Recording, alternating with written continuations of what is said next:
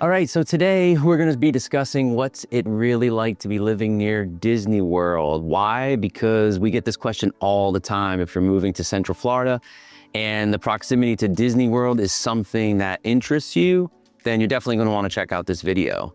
So I want to be honest, I mean, living near Disney, what it looks like from the day to day and, realistic expectations. The Disney lifestyle is real. I mean, there are people that move here just to be able to go over to the parks. And one of those things that really makes the difference is the annual passes. They truly do help keep the cost down, and it gives you the opportunity, quite frankly, the luxury of being able to go over whenever you want. Now, there's different levels of passes that you can get, all depends upon your budget, but it's pretty cool. You think on a date night or something, you want to hop over, grab dessert, grab dinner, go see a show, just go see the fireworks. It's pretty amazing. The difference between being a vacationer and a resident is essentially you control more of your time, right? You're not rushed through. Like if you're coming here on vacation, it's difficult because you're trying to get everything in within a relatively short period of time. When you live here, you can obviously, pop over whenever you like. Another thing we're going to discuss today is the proximity and the different communities that surround Walt Disney World and all the other different theme parks. I mean, there's so many options now. We've been here now for 25 years. And, Winter Garden is really close to the whole vacation world, right down 429 into Western Way. That proximity is such a convenience now. We used to be, we only could go down I-4 to get into the parks, but now there's other options for residents that live here.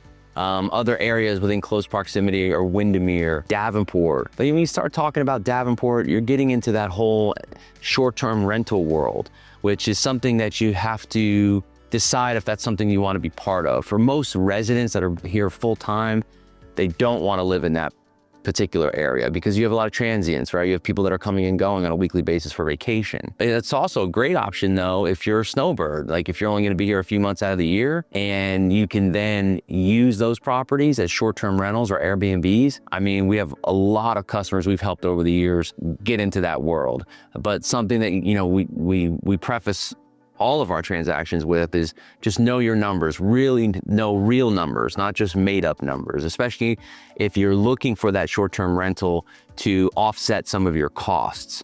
You do not want to work with someone who's going to give you unrealistic expectations.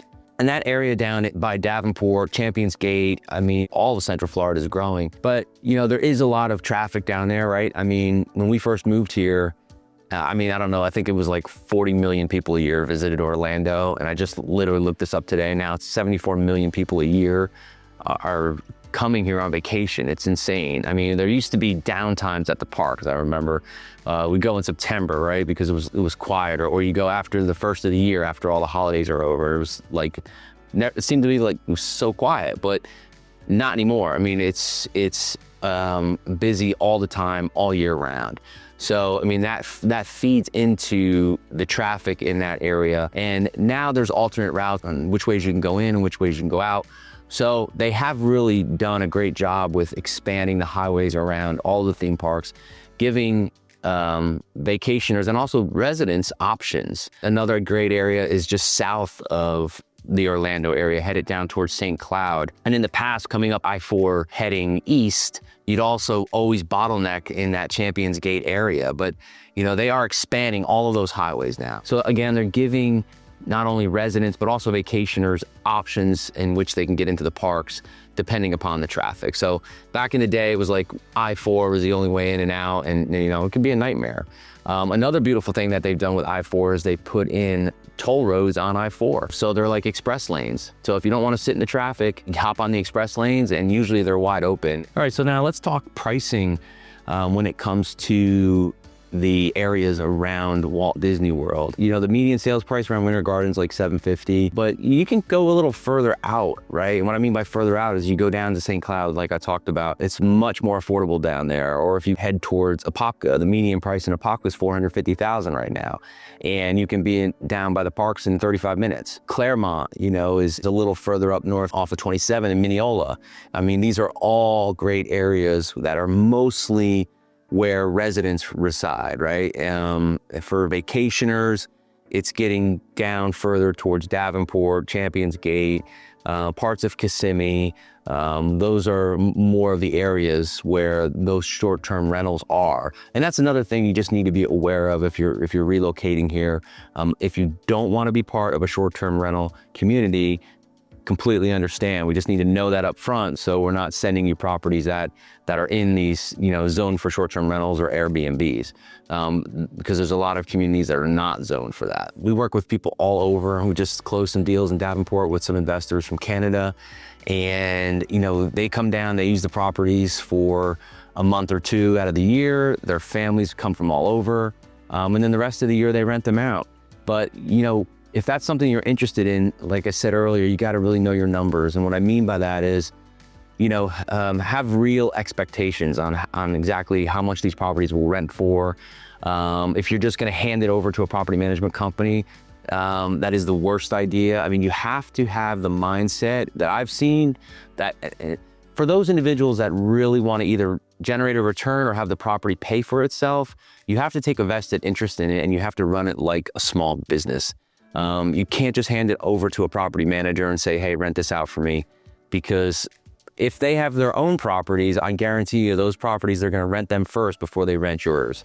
And you have to have that mindset of bookings on, running your own bookings out of Airbnb. And then whatever the property manager will fill in for you, that's going to be a bonus. And making sure that the property is being managed by the right team. And like I said, we can help you put that team in place, so like the people that are actually, you're paying them to do the job, they're doing the job. The pool's getting clean, the house is getting clean, the turnaround times are acceptable.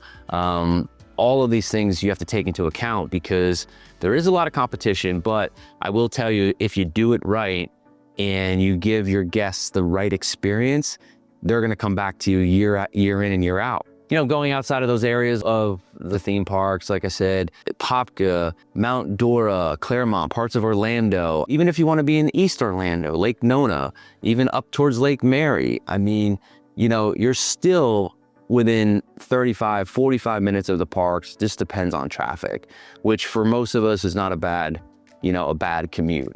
Especially to go enjoy, a day at the theme parks. So the communities around Disney, I mean, most of them have homeowners associations. All of that varies depending upon the community you're in, the price point you're in, and quite frankly, what does the community offer? What amenities? Sometimes in the short-term rental worlds, they offer all the amenities you could possibly, because that's what the vacationers want, right? They want a resort-style pool, they want a lazy river, they want parks for the kids, they want jogging or walking trails, they want to feel safe, if the community's gated, so they want a clubhouse. So all of these things factor into your HOA fees. So if you have more amenities, some have golf courses, right? If there's more amenities, then you're going to have higher HOA fees, and really you have to factor all of that in to your numbers if you decide to buy a short-term rental from a vacation perspective. The other questions we get is like around homeowners insurance and how that varies, and quite frankly, it doesn't vary that much. I mean, the key here is talk to one of our preferred vendors, talk to an insurance broker, because the brokers will broker the deal out to additional companies, and they're going to get you the best rates, right? And even if you're looking to buy here permanently, the insurance question comes up all the time because of hurricanes and roofs, age of roof, age of the hot water heater. This is why we go into all of our transactions. We know what's going on, right? So even on my listings, I get quotes for insurance, but it's not as dire as, I don't know, if you read online about homeowners insurance in Florida. I don't know if it's clickbait or if they're just trying to get your attention, maybe.